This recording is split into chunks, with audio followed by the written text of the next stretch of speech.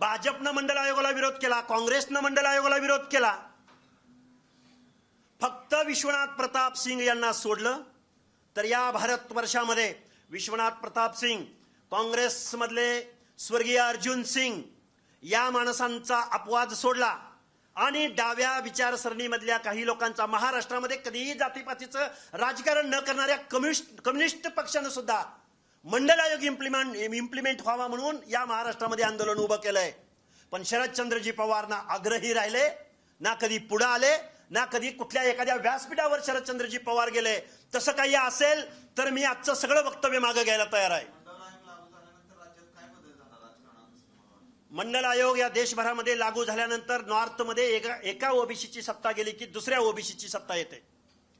मंडल आयोग या देशभरामध्ये लागू झाल्यानंतर साऊथमध्ये एका ओबीसीची सत्ता गेली की दुसऱ्या ओबीसीची सत्ता येते. पण मंडल आयोग लागू झाल्यानंतर फुले शाहू आंबेडकरांच्या या महाराष्ट्रामध्ये एक 50 घराणे आहेत. भाजपची सत्ता गेली की तेच मंत्रिमंडळात असतात.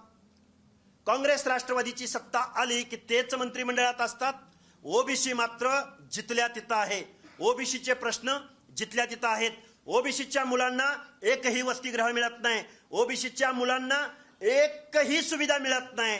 त्यांना 1% पलीकडे आजपर्यंत महाराष्ट्राच्या बजेटरी तरतुदीमध्ये तरतूद होऊ शकलेली नाही.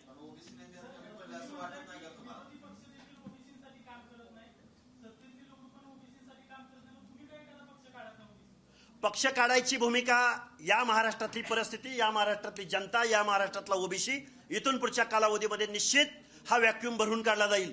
मी तेवढा मोठा आहे की नाही मला माहिती नाही, पण देवेंद्र फडणवीस साहेब मुख्यमंत्री झाल्यापासून सत्ताधारी ओबीसीच्या प्रश्नावर बोलायला तयार नाहीत. मंत्रिमंडळातले ओबीसीचे मंत्री ओबीसीच्या प्रश्नावर बोलायला तयार नाहीत. पण विरोधी पक्षातले ना रोहित पवार बोलायला तयार आहेत, ना शरदचंद्रजी पवार, सुप्रिया सुळे बोलायला तयार आहेत, ना काँग्रेसचे कुठले महाराष्ट्रातले नेते बोलायला तयार आहेत.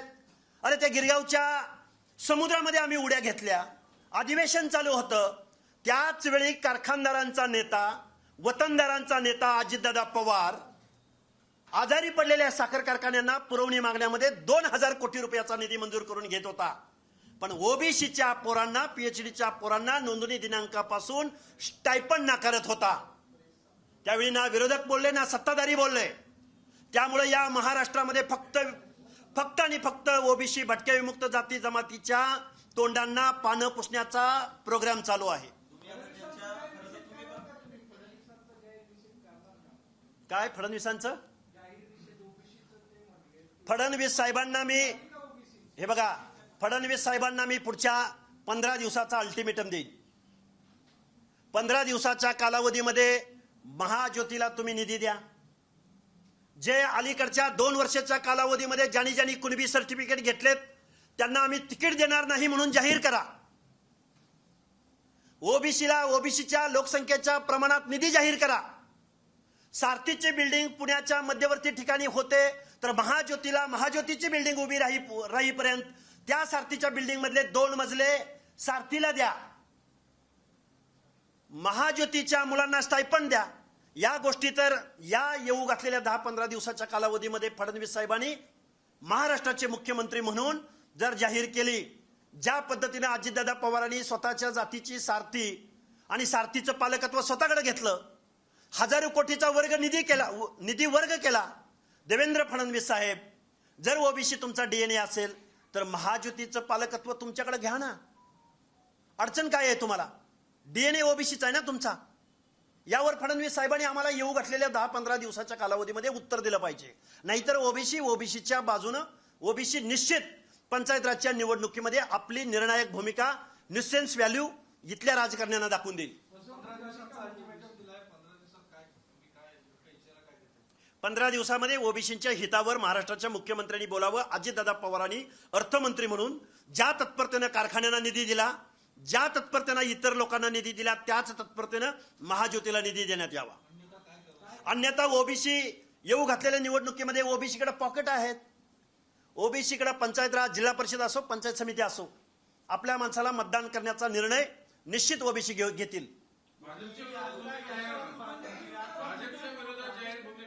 मी आता इथं बसल्यापासून देवेंद्र फडणवीस कुणाचे आहेत? भाजपचेच आहेत ना. मी आतापर्यंत किमान 4 ते 5 वेळा त्यांना सवाल प्रश्न विचारलेले आहेत. वेळ पडली, त्यांनी नाही आमच्या मागण्या मान्य केल्या तर भाजपच्या विरोधामध्ये आम्ही निर्णय घेऊ. त्यामुळं जनता सार्वभौम आहे. महाराष्ट्रात 50%हून जास्त ओबीसी आणि भटक्या विमुक्त जाती जमाती आहेत. शरदचंद्रजी पवारांना थोड्या उशिरा का होईना पण ओबीसीच्या मताचा कुठेतरी काहीतरी झळ बसली म्हणूनच आज त्यांनी मंडल यात्रा सुरू केली ना. काय हेतोय मंडल यात्रेचा? बरं, देवेंद्र फडणवीस साहेब ज्या राष्ट्रीय ओबीसी महासंघाच्या अधिवेशनामध्ये गेले, कोणती घोषणा केली देवेंद्र फडणवीस साहेबांनी? मी ओबीसी महासंघाच्या व्यासपीठावर गेल्या कित्येक वर्षापासून जातोय म्हणून चालणार आहे का? नाही चालणार. ओबीसीच्या पोरांना, ओबीसीच्या योजनांना, ओबीसीच्या महामंडळांना अध्यक्ष नेमा फडणवीस साहेब.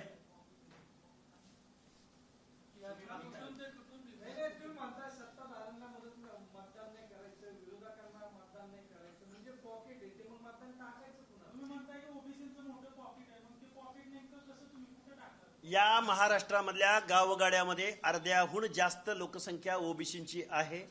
जिल्हा परिषद, पंचायत समित्या, त्याचबरोबर महानगरपालिका, नगर परिषदामध्ये ओबीसी आपल्या ओबीसी बांधवांना आपल्या सदसद विवेक बुद्धीप्रमाणे मतदान करेल. ओबीसीची माणसं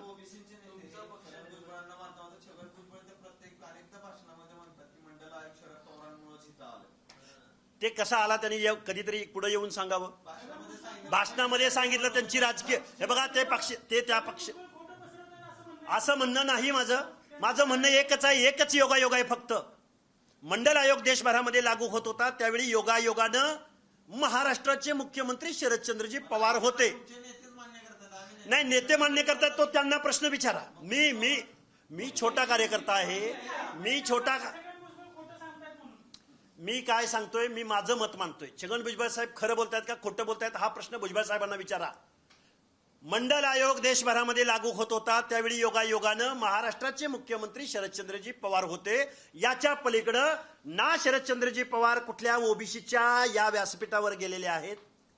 ज्यावेळी 9 जजेसच्या खंडपीठासमोर सुनावणी चालली, हेअरिंग चालली, त्यावेळी लालू प्रसाद वगैरे, जेठमलानी वगैरे ही सगळी मंडळी लढत होती कोर्टामध्ये. त्यावेळी शरदचंद्रजी पवार मेन स्ट्रीमच्या राजकारणात होते. त्यावेळी त्यांची काय भूमिका होती? शरदचंद्रजी पवारांनी पुढे येऊन सांगावं अथवा भुजबळ साहेबांनी पुढे येऊन सांगावं.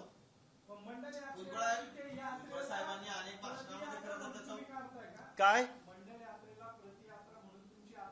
हे बघा, मंडळ, हे बघा, प्रतियात्रा इथं सगळ्यांनी मंडल यात्रा काढाव्यात, पण मंडल आयोग कशासाठी का?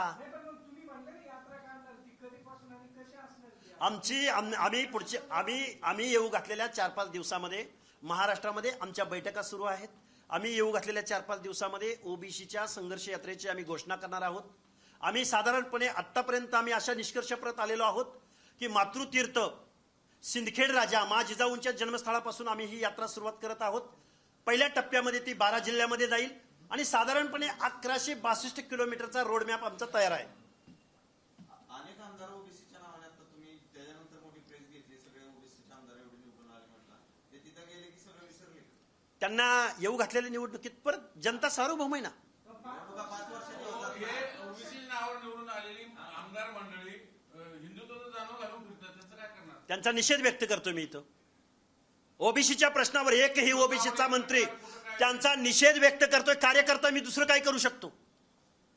जेवढे या महाराष्ट्राच्या मंत्रिमंडळामध्ये ओबीसी मंत्री आहेत, तोंडाची कुलप बाजूला काढा, नाहीतर तुम्हाला तुमच्या मतदारसंघामध्ये ओबीसी हे प्रश्न विचारल्या वाचून राहणार नाही.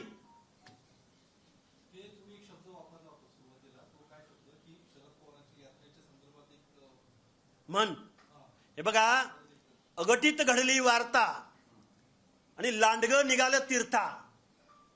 अरे काय तुमचा संबंध मंडल आयोगाशी? काय आयोगाशी? मंडल आयोगाशी शरदचंद्रजी पवारांचा काय संबंध?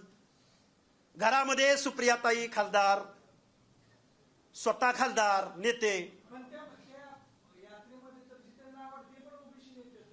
जितेंद्र आव्हाड कधी ओबीसीच्या आंदोलनात दिसले का तुम्हाला महाराष्ट्राच्या? अरे 2 वर्षाच्या कालावधीमध्ये जितेंद्र आव्हाड कधी जरांगे पाटलांना कधी बोलायला गेले का? संतोष कावड यात्रा करतो, शेंगदाणे घेऊन फिरतो, हिंदुत्व करतो, ओबीसीची निषेध, सत्ताधाऱ्यांचा निषेध. तुम्ही विरोधकांचा निषेध करताय, सत्ताधाऱ्यांचा निषेध करताय, म्हणजे तुमच्या करणार आरक्षणाचे योगेश टिळक आदर्शाचे हे बघा, काढतेत. ज्या हे बघा, आमच्या ओबीसीच्या आंदोलनामध्ये आमची भूमिका ज्यांना मान्य आहे त्यांनी सामील व्हावं. पडळकर तिकडे ख्रिश्चनांच्या विरोधात निषेध निषेध निषेध. कोण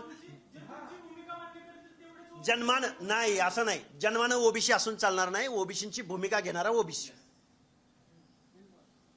ओबीसी मध्ये जन्माला आला आणि ओबीसी माणूस आहे म्हणून मंत्रिमंडळात आहे. एक तर तुम्ही समाजाचा, ओबीसीच्या मतांचा उपयोग स्वतःच्या राजकारणासाठी करून घेणार, स्वतःच्या मंत्रिमंडळातल्या पदाविषयी तुम्ही करून घेणार. लाभार्थी तुम्ही आणि लढायला आम्ही. हे चालणार नाही इथून पुढच्या कालावधीमध्ये.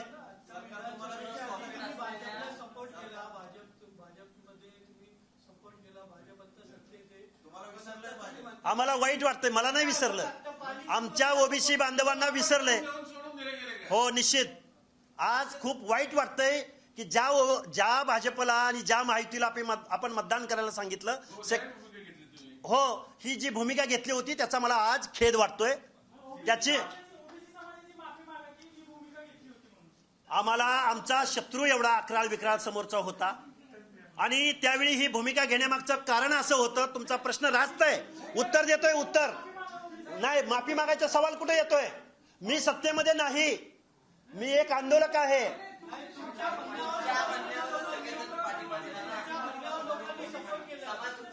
पंधरा दिवसानंतर तुमच्या चेहऱ्याकडे बघून 15 दिवसानंतर भाजप उलटलं ना. 15 दिवसानंतर भाजपनं ह्या ज्या ओबीसीच्या आम्ही मागण्या केलेल्या आहेत ह्या मान्य केल्या नाहीत, तर ओबीसी बांधवांची माफी मागून ओबीसीची चळवळ या महाराष्ट्रामध्ये भाजपच्या विरोधी, काँग्रेसच्या विरोधी, पवारांच्या विरोधी, राष्ट्रवादीच्या विरोधी, शिवसेनेच्या विरोधी, सगळ्यांच्या विरोधी. नॉर्थमध्ये ओबीसीची चळवळ जी चालू आहे, साऊथमध्ये जी ओबीसीची चळवळ चालू आहे, ती नव्यानं या महाराष्ट्रामध्ये ओबीसीची चळवळ उभी राहील. भाजप वगैरे आमचा डीएनए, जर आमचे प्रश्न येऊ घातलेल्या 15 दिवसात जर हे प्रश्न नाही मंजूर केले, कोण फडणवीस, कुठली भाजपा आणि कुठले ओबीसीचे मंत्री, आम्ही त्यांना देणं घेणं लागत नाही. हे ओबीसीचे मंत्री जर बोलणार नसतील तर त्यांना त्यांच्या मतदारसंघात त्यांच्या घरासमोर जाऊन आम्ही त्यांना त्यांचा जाब विचारू. या सत्ताधारी पक्षाला फक्त 15 दिवसाचा अल्टिमेटम. निर्णय चुकला नाही, 15 दिवसाची वेळ आम्ही सत्ताधाऱ्यांना देतोय. काही निर्णय देऊ नका. ठीक आहे ना? जर 15 दिवसात तुमच्या मागण्या मान्य नाही झाल्या, नाही झाल्या तर भाजप विरोधी आम्ही भूमिका घेऊ. आज शरदचंद्रजी पवारांच्या विरोधात अजितदादा पवार सत्तेतच आहेत ना. गेल्या महिन्याभरापासून आम्ही अजितदादा पवारांच्या विरोधात बोलतोय की जे अर्थमंत्री आहेत, ज्यांच्याकडे वित्त व नियोजन खातं आहे, ते सारथीला एक न्याय देतात आणि महाज्योतीला एक न्याय देतात. या आंदोलनानंतर हे सरकार निर्माण झाल्यानंतर मी ओबीसी बहुजन कल्याण मंत्र्यांना भेटलोय, अनेक ओबीसीच्या मंत्र्यांना भेटलोय, महाराष्ट्राच्या मुख्यमंत्र्यांना भेटायचा प्रयत्न केलाय, पण महाराष्ट्राच्या मुख्यमंत्र्यांनी आजपर्यंत मला भेटीचा वेळ दिलेला नाही. 15 दिवसानंतर मी हे चुकलं का नाही चुकलं ते मी सांगेन तुम्हाला. मी मुख्यमंत्र्यांना डायरेक्ट इनडायरेक्ट आतापर्यंत 3 ते 4 वेळा वेळ मागितला. त्यानंतर मी आंदोलन केलं म्हणून आमच्यावर केस दाखल झाली. परवा आमच्यावरती डीबी मार्ग पोलीस स्टेशनला मुंबईला आमचं हिअरिंग झालं, सुनावणी झाली. त्यामुळं ज्या भावनेनं आम्ही महायुतीच्या मागं उभं राहण्याचा निर्णय घेतला होता त्याचा आज रोजी आम्हाला खेद वाटतोय. 15 दिवसानंतर मात्र या सत्ताधारी वर्गानं जर ओबीसीच्या मागण्या मान्य नाही केल्या तर आम्ही या सत्ताधारी वर्गाचा निषेध व्यक्त करू आणि महाराष्ट्रामध्ये ओबीसीची जनजागरण यात्रा काढू. निश्चित टाळतायत अशी माझी आज रोजीची भावना आहे. ते त्यांनाच विचारा, मी नाही सांगू शकणार.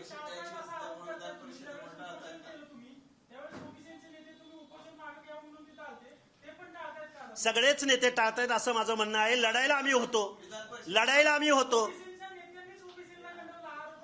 नाही, महायुतीच्या सगळ्या नेत्यांनी ओबीसींना गंडवलेलं आहे. विधान परिषद वगैरे सोडा हो. अर्ध्या लोक काय किरकोळ, महाराष्ट्राची सत्ता. हे बघा, तुम्ही मला, मी कधीही मागणी अशी अधिकृत कुठल्याही नेत्याकडे, कुठल्याही मुख्यमंत्र्याकडे, कुठल्याही सत्ताधाऱ्याकडे केलेली नाही. तुम्ही बोलला, मी माझ्या ओबीसी बांधवांना एस्पिरेशन म्हणून बोलू शकतो ना की आम्ही या सत्तेला मुख्यमंत्री ओबीसीचा करायचा आहे. तुम्ही काय बोलता विधान परिषदेचं? अर्ध्या लोकसंख्येला न्याय तुम्ही परिषद कुणी सांगितलं तुम्हाला असला हा न्याय? तुमच्यातले अनेक नेते गेले की जाऊ देत ना, त्यांना शुभेच्छा आहेत ना. पण ओबीसीच्या प्रश्नावर बोला. नाही बोलत आहे ते आता. नाही बोलत तर ओबीसी जागा आहे, ओबीसी सुशिक्षित आहेत, पोरांना कळायला लागलंय. हिंदू समाजासाठी लढायला लागले त्यांना लखलाभ असो त्यांचं ते विचारधारा. ख्रिश्चन विरोधात. अजिबात नाही. ओबीसी बांधवांच्या प्रश्नाच्या बाजूने जे बोलणार नाहीत त्यांना आम्ही येऊ घातलेल्या निवडणुकीमध्ये धडा शिकू. ओबीसीचे प्रश्न बाजूला ख्रिश्चन समाजाचे प्रश्न का होते? त्या नेत्यांना त्यांनी जाऊन पुढे प्रश्न विचारला पाहिजे. लक्ष्मण हाके या भारताच्या भौगोलिक प्रदेशामध्ये राहणाऱ्या प्रत्येक माणसाचा आदर रिस्पेक्ट करतो. धन्यवाद. थँक्यू. एबीपी माझा, उघडा डोळे बघा नीट.